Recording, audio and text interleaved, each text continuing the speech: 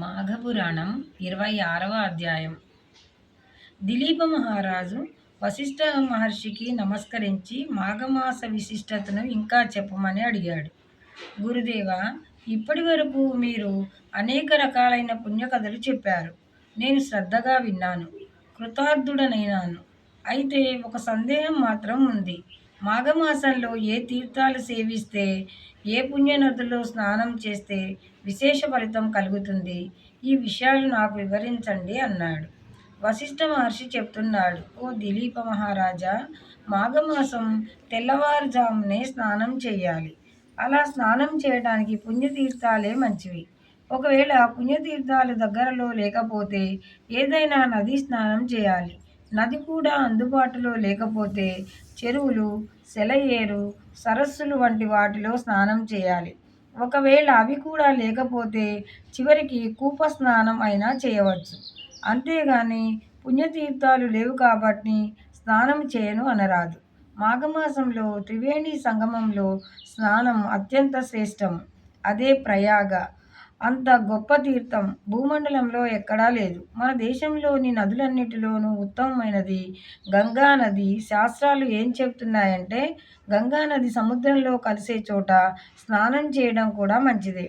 సముద్రం మీద దక్షిణ దిక్కున రాముడు కట్టిన రామసేతు చూసిన, గంగా సాగర సంగమంలో స్నానం చేసిన బ్రహ్మహత్య దోషం కూడా పరిహారం అవుతుంది. కాబట్టి సేతువు దగ్గర గంగా సాగర సంగమ ప్రదేశం ఇవి మాఘమ స్నానానికి అనుకూలమైన చోటు, విశిష్టమైన ఫలాన్నిస్తాయి. మాఘమాసంలో శైవ క్షేత్రాలు, వైష్ణవ క్షేత్రాలు దర్శించిన విశేషమైన ఫలం దక్కుతుంది. కాశీనగరంలో మణికర్ణికా ఘట్టంలో స్నానం చేస్తే పునర్జన్మ ఉండదు. నాసికా త్రయంబకం అనేది ఒక ప్రసిద్ధమైన క్షేత్రం. అక్కడ గోదావరి నది పుట్టినది. పూర్వకాలంలో దేశంలో ఒకసారి బ్రహ్మాండమైన కరువు వచ్చింది. ఆ సమయంలో ప్రజలంతా గౌతముని శరణు వేడారు. గౌతముడు గాయత్రీదేవిని ఆరాధించి విత్తనం నాటగానే ఫలితం వచ్చేటట్లుగా వరం పొందాడు. ఆ వర ప్రభావంతో ప్రజలంతా గౌతముని శరణు వేడారు. ఆపద సమయంలో వారిని ఆదుకున్నాడు గౌతముడు. ఆయన చేసిన పనికి దేవతలు కూడా మెచ్చుకున్నారు. ఆయన పేరు ప్రఖ్యాతులు జగత్తంతా వ్యాపించినాయి. అది భరించలేని పండితులు మాయా గోవును సృష్టించారు. అది పంట నాశనం చేస్తోంది. అది గమనించిన గౌతముడు దర్భపుల్లతో గోవును అదిలించాడు. వెంటనే అది కింద పడి మరణించింది మాయా గోవు. గౌతముడికి గోహత్య పాతకం చుట్టుకుంది. అప్పుడు గౌతముడు శివుణ్ణి ధ్యానించాడు. ఆయన జటాజూటంలోని గంగను గోవు మీద ప్రవహింపజేశాడు. అందుచేత ఈ నదికి గోదావరి అని పేరు వచ్చింది. ఈ నదిలో స్నానం చేసిన గొప్ప ఫలితాన్నిస్తుంది.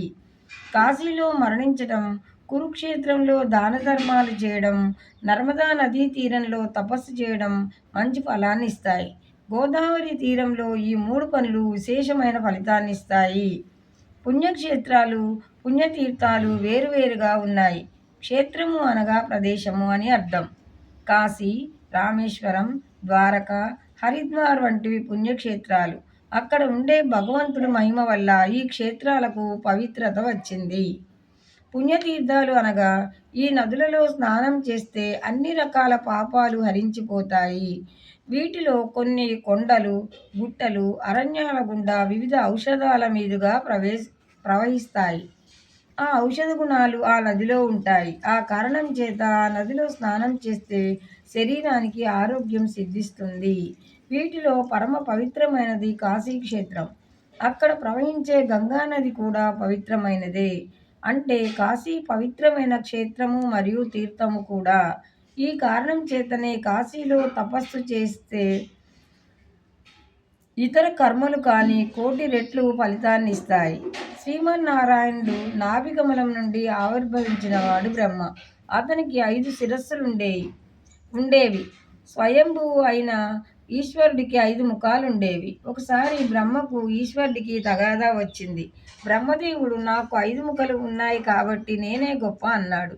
ఈశ్వరుడు నాకే కాదు, నీకే కాదు నాకు కూడా 5 ముఖాలున్నాయి. పైపెచ్చు ప్రతి ముఖానికి 3 చొప్పున 15 కళ్ళు ఉన్నాయి. నీకున్నవి 10 కళ్ళే కాబట్టి నేనే గొప్ప అన్నాడు. వీరిద్దరి మధ్య తగాదా వాదులాటగా పెరిగింది.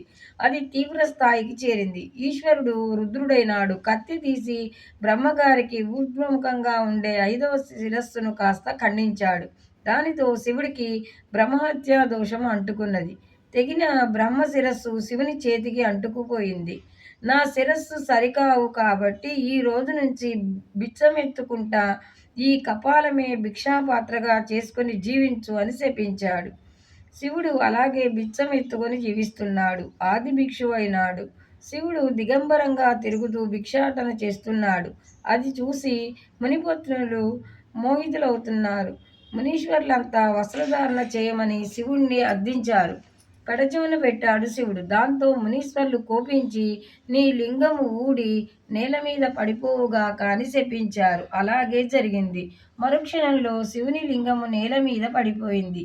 దివ్యమైన కాంతితో ప్రకాశిస్తోంది. అప్పుడు ఈశ్వరుడు కోపించి మునీశ్వరులతో నేటి నుండి మీరంతా లింగాన్నే పూజించాలి. అప్పుడే నా అనుగ్రహం మీకు కలుగుతుంది అన్నాడు. వెంటనే మునులు ఆ లింగాన్ని గంగాజలంతో అభిషేకించి నిత్యం పూజించటం ప్రారంభించారు. శివుడు భిక్షాటన చేస్తూ కపాల వెళ్ళాడు. బ్రహ్మకపాలం చేరగానే ఆయన చేతికి అంటుకున్న బ్రహ్మ శిరస్సు కాస్త ఊడి నేల మీద పడిపోయింది. అది గొప్ప క్షేత్రమైంది. శివుడు ప్రభాస తీర్థానికి పోయి అక్కడ స్నానం చేసి బ్రహ్మహత్యా పాతకాన్ని పోగొట్టుకున్నాడు. ఓ దిలీప మహారాజా, పుణ్యతీర్థంలో స్నానం చేస్తే ఇంత గొప్ప ఫలితం ఉంటుంది అని చెప్పాడు వశిష్ఠుడు. 26వ అధ్యాయం సమాప్తం.